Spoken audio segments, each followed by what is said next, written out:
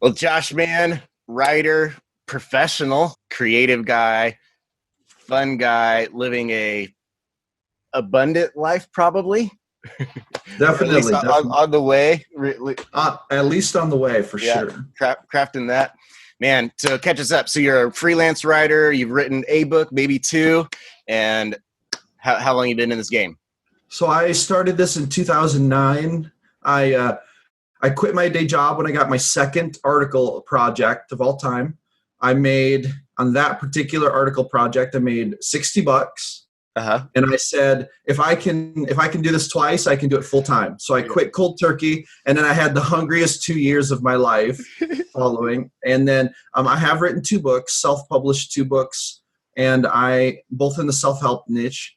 And I have been writing content full time for those 10 years. When I calculated it last time, as of like my ninth year, I had written over 2.5 million words professionally, which was a big milestone for me. Yeah. So then, yeah. And every day I just keep learning, keep getting better. It's a lifetime pursuit for sure. Yeah. Well, just like any craft. I mean, yeah. You're past the hobby stage. Yeah, definitely. To the point where when people text me and they say, "Oh, sorry for the typos," I'm like, "That's fine. You're not paying me to proofread. I'm off duty right now." So, man, that launch, like, I did the same thing. I got my first client. I was like, okay, if I get one of these, I can get 16 more of these. Let's quit everything. Would you do that again, or would you keep a job if you had to do that over? Okay, so that's a double-edged sword, as I'm sure that you can relate to. What I always say is I tell other people, keep your job. But for me, it's like, it's good that I did that. I would have been too soft if I would have kept my job. I might have given up. Yeah. If I had any other option, I might have given up. And the fact that I didn't allow myself to have one, I think, is what made me push through it. But that's rough. That's rough to tell someone to do. No, yeah, it is hard. I mean, literally the same exact time frame. Quit the job. 2 years of hell. Yeah. And then everything, the switch just flipped. It's crazy. Yeah. So, how do you say your last name? Sigafus. Sigafus. All right. Well, that's a baller last name, and your first name is pretty baller too. So. Yes. Joshua. It is a very Hebrew name. Yeah. Yes. Well, man, I'd just like to talk about some, I think you wrote some notes, some kind of writer habits that you have developed. And this is going to apply to multiple places of creating a board game, of being a awesome guitarist, of whatever, name the hobby that you turn into a craft that you monetize from. I mean, these principles apply to all of it, even just marriage success, probably. Oh, absolutely. Yeah. So you talked about earlier before we were chatting, can't even read my writing, need a writer. What's the first thing you wanted to talk about? So I think the first thing, number one on my list, is practice.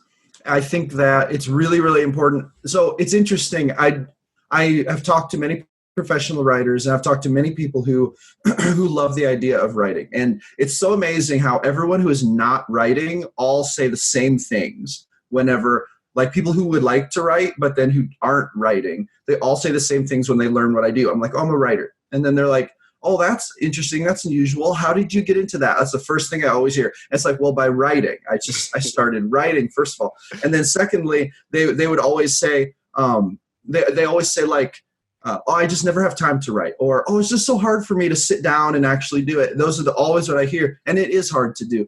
But the thing about it is that you have to practice and make it a daily effort. And when you put that effort in and you show up for yourself every day, that really starts getting you in the mindset to do it. Because how can you expect to become a writer if you don't ever practice? That's not very fair to yourself.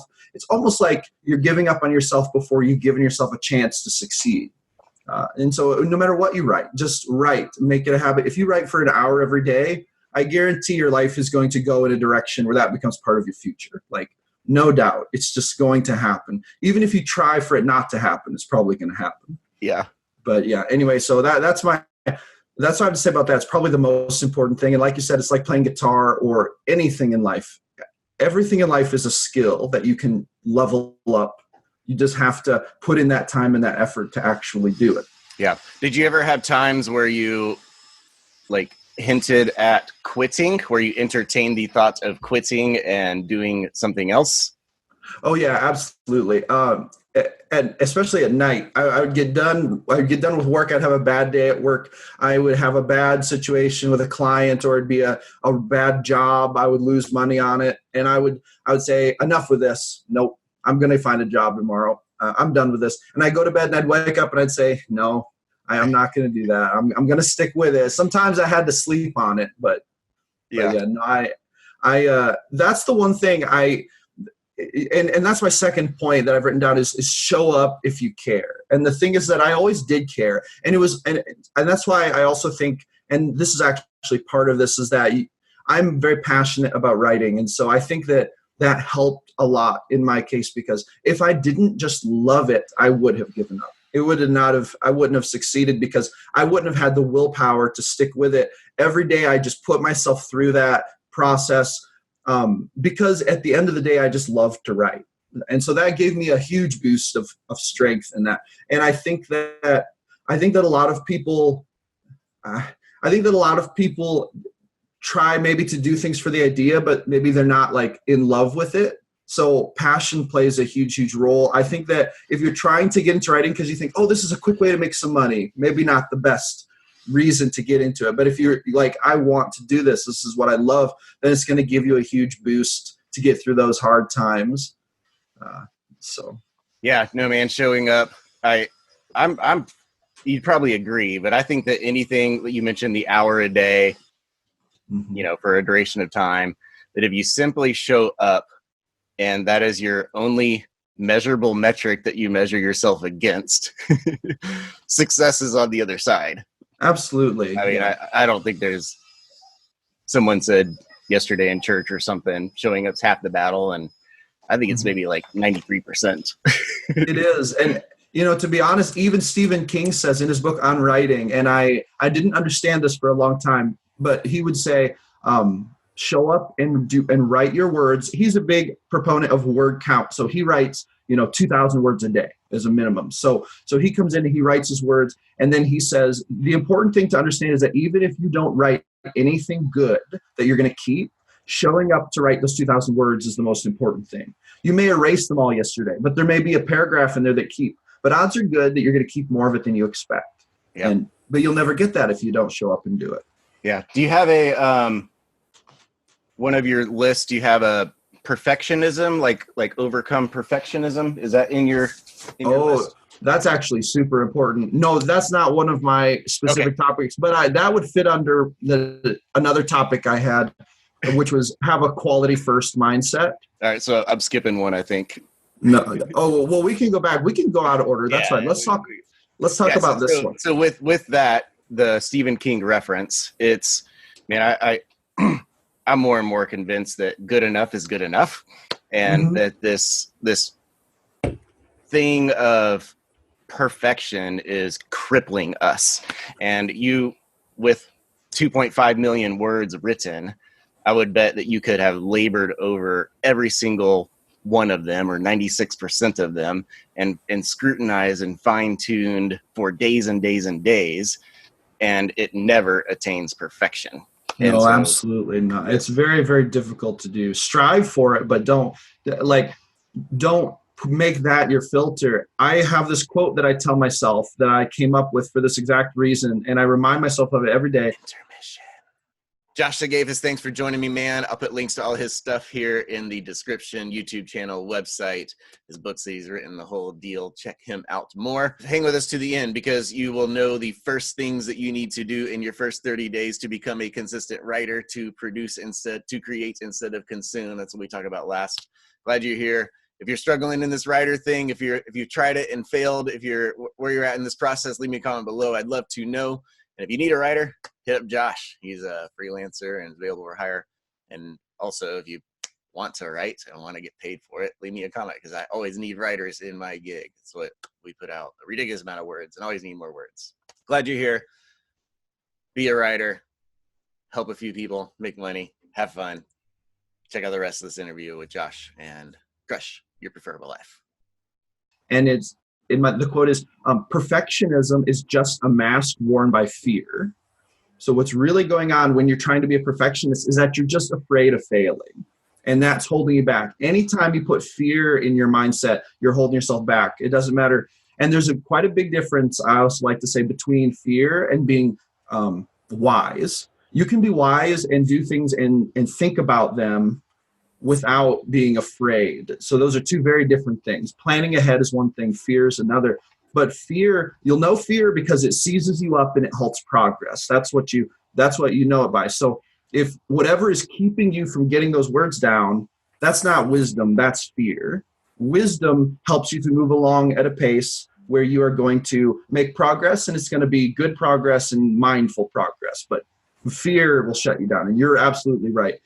Perfectionism is a false. It's like a false idea that people idolize, and a lot of people will say, "Oh, I'm a perfectionist. I can't be anything more." And I hate to say this, and I have to be so honest and say, anyone who says that, what is really happening is that you're afraid of failure and you're not letting yourself move forward. That's what's actually happening. Yeah. No, you're right. And I think it's even pride is the root cause of it all. And I think that kind of goes along with this quality pride. You mentioned kind of self-pride. And so absolutely elaborate on that self-pride quality thing. Okay, so I had this really interesting experience very early on in my writing career. I'm very embarrassed of this experience, but it taught me a huge lesson that I'm still working on to this day. And I had a client who I wrote this piece of content for, and basically I made a big mistake on it. I wrote this content and I chose some topics that just didn't fit well with it. Basically, that's what we're doing. And so he brought it up, and he sent me an email. And he said, "Hey, this doesn't really work. And to be honest, I don't know where your thought process was on this. This is all off the mark." And he was a tiny bit, let's say, upfront about it, very much so to me. And as an early writer, very weak and afraid in my mindset. I took this as a big attack, and then the first thing that I said, which I didn't say to him, but I said it to myself as I was typing it, I said, this is so hard to admit, but I said, well, you're not paying enough to get anything better. That was the first thing I thought. And then I stopped and I was like, what did I just say? Like, what am I doing? Because I realized that like this was all flipped backwards for me. Like I had this wrong idea of what this was supposed to be in my mind. And I learned a huge lesson that day, because I learned that like, so where pride fits into this is, you're absolutely right. Like pride, like, oh, I'm a perfectionist. I do everything perfect. Everything I do is right. That's no good. That's not the kind of pride you want. What you want to have is the kind of pride to say, it's not like that. To say, if I've agreed to do this for you, I'm going to deliver my very best. And it doesn't matter what is involved. It doesn't matter if it's a free thing. It doesn't matter what's being paid. It doesn't matter what's at stake. This is your craft. And so taking pride in your craft is to say, I don't care if I'm writing a review on Amazon or for a legitimate thing that I bought that I'm not getting paid for, or if this is the biggest project of my career, like I have to take pride in this. And again, it doesn't mean being a perfectionist, but it means putting all of your skill and effort out there, bringing it all to the table and doing the very best job possible. And then of course, also being willing, I will say taking enough pride in your craft to say, oh, you know what? I did miss the mark on that. Let's change that. Or let's go back and fix that. That's a huge lesson, because writing is an art, and a lot of artists can get defensive about their craft, which is, I would call it a rookie mistake. It's just because at the end of the day, this isn't writing that's going to be for you. This is going to be for a client. This is going to be for someone. It needs to serve a very specific purpose. And sometimes as a writer, you may miss the mark on that purpose just a little bit. And that happens. Yeah, no, man, that you're not paying me enough, that reaction that you had, I journeyed through the same thing. And it is a mentor shared with me, focus on delivering 4 to 5x what you are being paid to do this. So if I'm being paid $80, my product result is what's for $320.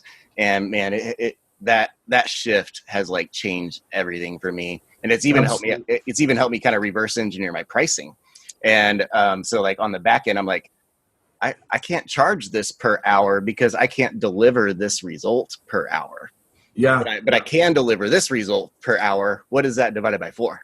Yeah. And it's kind of helped me figure out pricing. And so I had the same exact thing.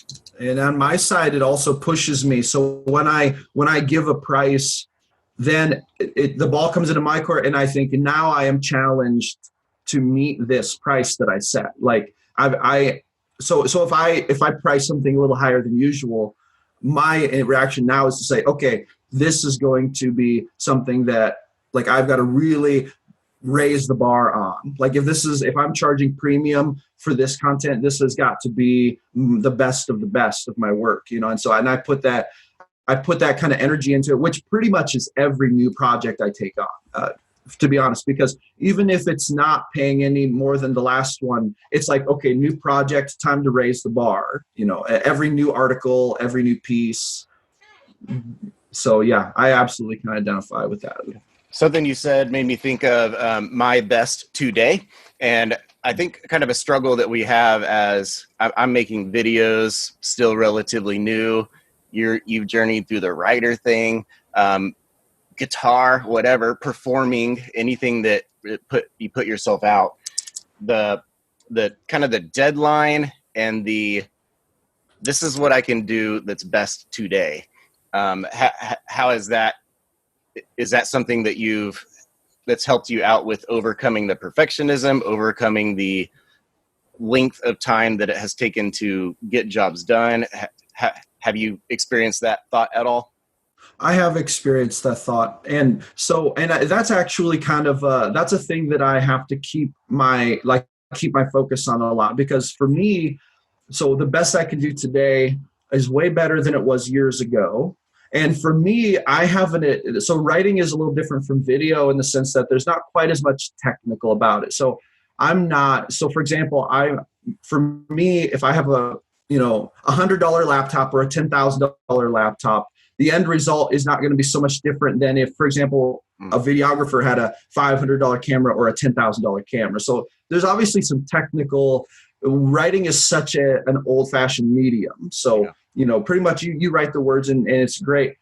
You can upgrade to get better spell checkers maybe and things like that. But for the most part, with writing, what I'm talking about is my skill level and where I'm at in my business. So one thing that and one of my notes is embody future you. And that's how this fits into it. Because if I'm not careful, like I used to get actually frustrated by this, like the best I can do today. And I would just say, oh, this is not where I picture myself. Like I don't picture myself writing this kind of content or doing this kind of project. I want to be doing this or whatever it is. That was especially true in my first 3 years, because I was writing stuff that I wasn't as interested in, which is another thing I've learned about, like to kind of stay away from. But so for me, I keep reminding myself of who I want to be in the future. And then I try to embody that. And I say, okay, that person needs to come back in time right now and write this article, because that's the person I want to become. And that for me gives me like a focal point.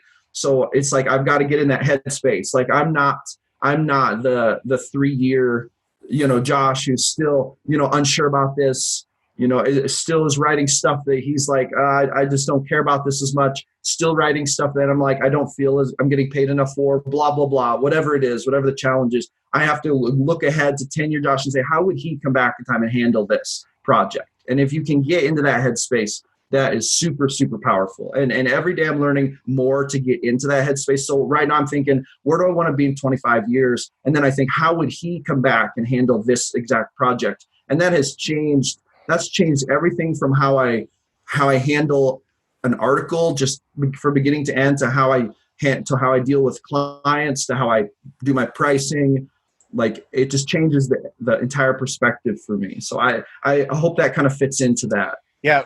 Say that one more time. I want to make sure that I hear that, because I think that's well, you're on the 10-year side of this. So I assume that thought emerged within the last year or two.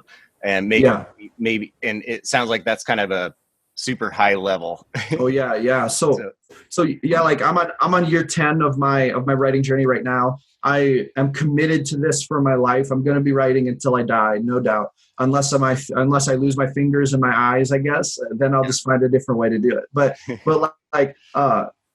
so now when I handle things, and this did come about a year, 2 years ago, and it's a thing I'm still getting good at doing. I'm going to lower the shade.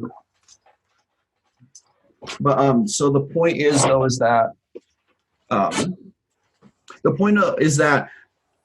I think about myself where I want to be in 10 years, 20 years, 25 years, and then I make sure to take that mentality that I imagine embodying, like the kind of experience, the kind of success, and then I bring it back to this place, and I try to handle every project as that person, which is super powerful because that person has a lot of advantages. They're not worried about money. They've already made their money. They're not worried about perfectionism. They are a master twice over, so they're not worried about these little hangups. And so, and they're not making these mistakes that 10-year Josh may make, because at every level of the game, there are mistakes you set yourself up to make a little bit with your inexperience.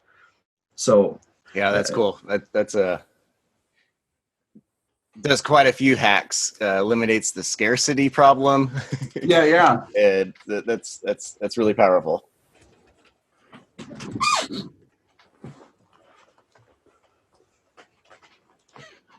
Well, what else you got on your list to talk about helping people be baller writers? Okay, so another one of my points was show up if you care, and we kind of talked about this. Oh no, wait, no, we did talk about this. What I was going to talk was work on your ability to focus. Okay, so we've talked about that a little bit, but work on your ability to focus is really, really important. And I don't know if everyone struggles with this, but I have had in my life a lot of struggles with actually just legitimately sitting down and writing for more than 5 minutes. This is a big struggle for me. I don't know if I have a small attention span. I think creative people generally do a little bit. And even though I love to write, I can get very, very bored very quickly. So that's actually like a muscle that you develop. I went through a couple periods of time where I was like, I have to get more work done. So I would be very mindful of that. And I would sit down and I would say, Josh, you literally cannot leave the seat for this much time. You have to get either this many words written or you've got to work this long. And so I get going, and it makes me realize just how quick I am to take a little break that I maybe don't need, or waste a little time that I don't need to waste. And that helps me to stay focused. And the more you do that, the more you're going to level up your ability to perform, for one thing, but also you're going to level up that focusing muscle, and you're going to just start getting more done, which is super, super important. Because so you want to show up, and you don't want to be a perfectionist, but you also want to maximize your time. So you want to be getting as much done every day as you possibly can. And learning how to focus is super, super important to that. Some people have it very bad. Some people I've talked to who want to be writers are like, I just literally cannot write a whole page before I get distracted or before I get bored. And that is really rough. That's such a hard thing, but the only way to overcome it is just to force yourself. It's just like going to the gym. Force yourself to lift those weights. It's just a muscle in your brain. So that's the next point. Do you find that there are different times of the day that you focus better? Is your schedule pretty 8 to 5, or what's your kind of daily routine? So I do realize that if I'm going to be writing stuff that is a little bit mundane to me, the morning time is the best time to write it. But with that being said, I keep a very open and flexible schedule, pretty much, unless I have some kind of predetermined reason that I have to be. I pretty much listen to my body. When I get tired, I go to bed. When I wake up, I wake up. I don't wake up with an alarm clock. I think that that's actually really something that I love in life, and it helps me to get enough sleep for my body, which sleep is super, super important if you're going to perform well.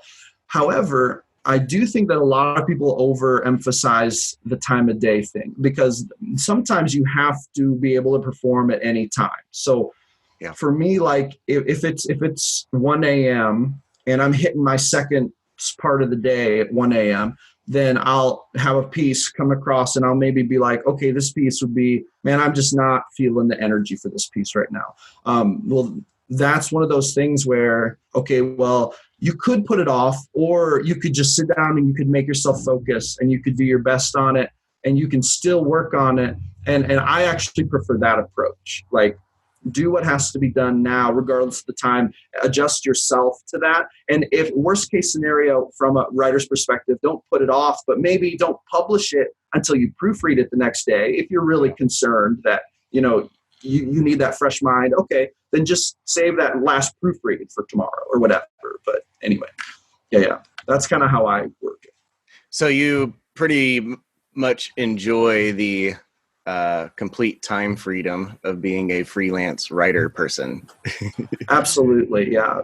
That's super important for me.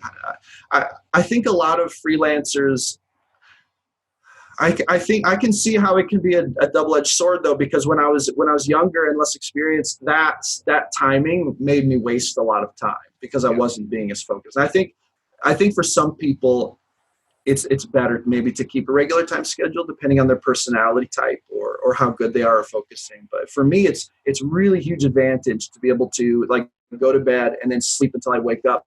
That has actually changed my life. Waking up to an alarm just made my life have so much less energy than it does now. Yep. And so that, yeah. Well, that's cool. That's very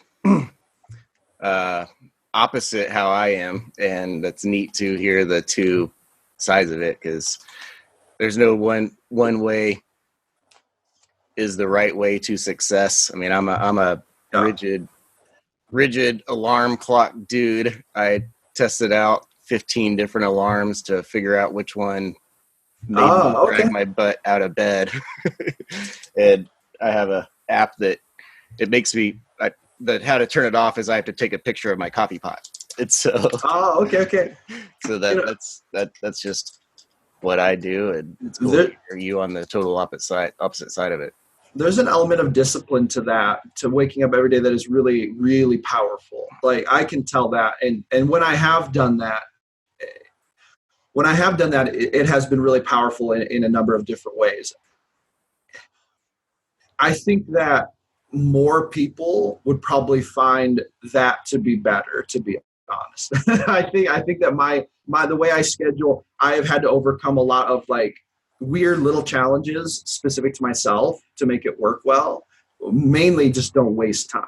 Yeah. Like that it can be so easy to waste time when you're not waking up with a rigid schedule. I tend to schedule my day more in blocks. So I know that when I wake up, the first thing I'm going to do is cook breakfast, have my morning kind of meditation time, whatever time it is. And then I know I'm going to get to my desk, get working for this much time. Then I know I'm probably going to go get some exercise, go take a walk or hit the gym. So no matter what time of the day is, it may be dark when I'm doing these things or maybe light out, but I still structure my day based on these blocks of time. I just don't keep track of like necessarily the time of day unless there's a reason to, for like a deadline or a meeting or something like that. Well, I would assume this has gone through many adaptations over 10 years of dialing this in, and that's a success formula that I have. I call it launch, analyze, adapt every week. And what I hear is a very self-aware of how I roll best person. Yeah. And there's probably been 300 things that you have tried to dial in the routine, dial in the focus, dial in the consistent content production, dial in the results, dial in the goal targeting, deadline hitting. I mean, it's probably been adaptation after adaptation after adaptation. And oh yeah, for sure. And it still is. You're right. Every single week. Yeah, that's cool. Or are we leaving any of your points out that you wanted to share? Let's see. A couple quick ones here.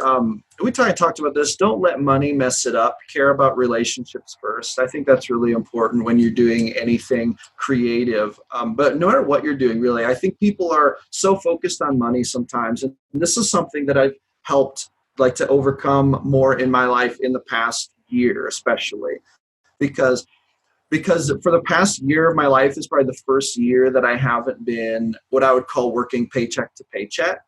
So it's been the first time that I've been able to not worry about money. So at least in this business. So that helped me to understand like this kind of like when I go to networking meetings or when I talk to clients online, there's not this pressure to sell them, which is, so you want to be a good salesman when the time is right, but don't don't put that above relationships. So when I go to business or networking meetings, sometimes people will ask me, so have you met some good clients tonight? And I'll be like, oh, well, I don't really know.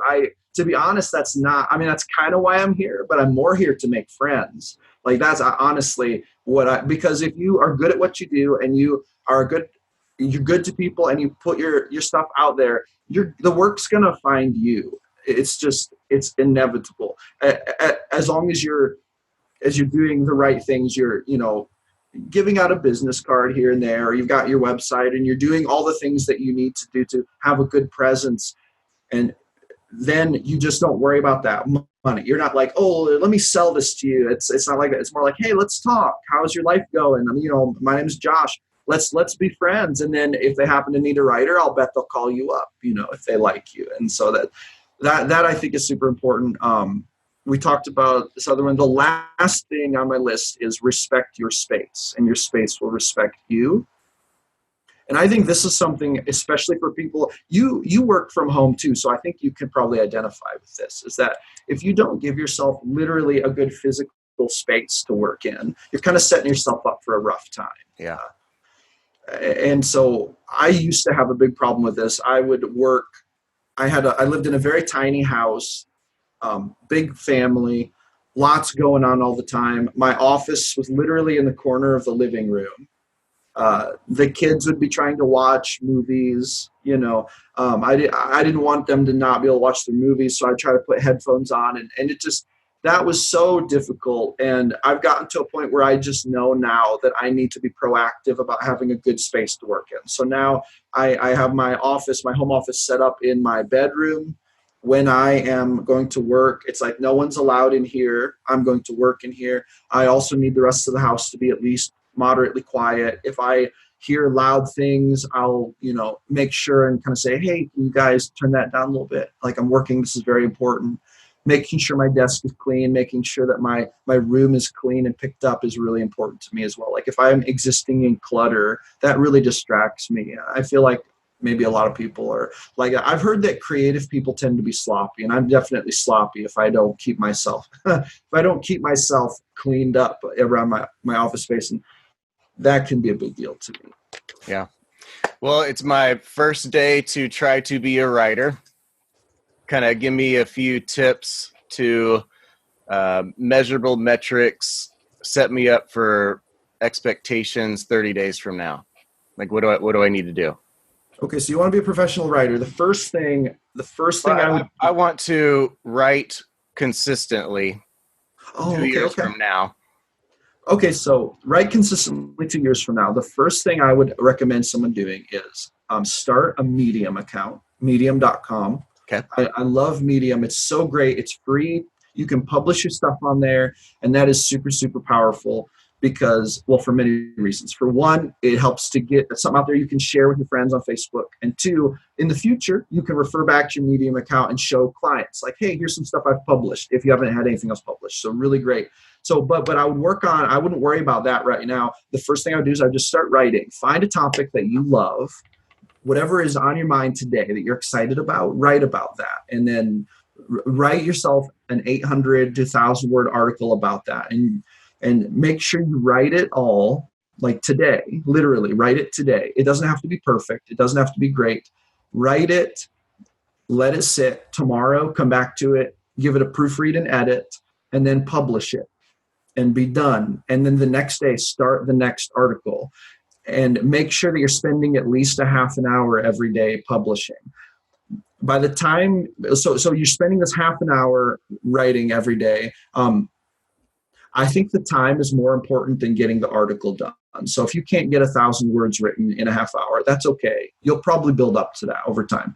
The half hour is more important, but it's really important that you finish this piece and publish it. Don't start it and then say, oh, I don't know, I'm I'm fizzling out on this one.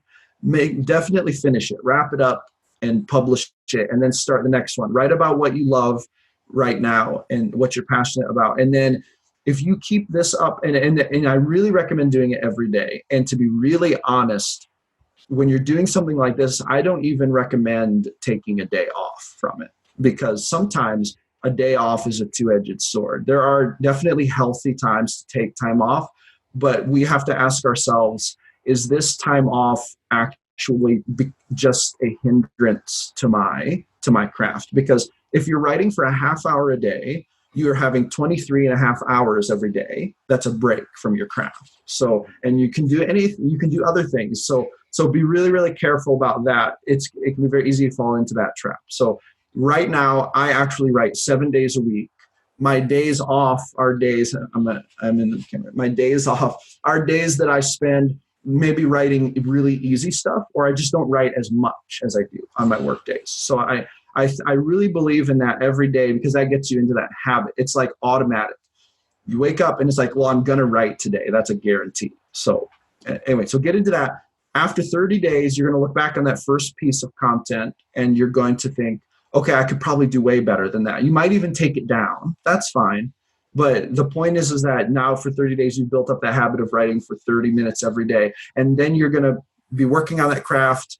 And then if you keep that up, and you want to be keeping that up for a year, 2 years, whether your goal is to write a book or to become a content writer, then it becomes a matter of just learning how to market yourself or pursue that particular avenue that you want to pursue. But those writing habits are the fundamentals. If you don't level those up, there will never be a book, or there'll never be clients, or there will never be a business. There will never be any money if you can't consistently produce that work. So, keep that in your mind and let that be your motivation.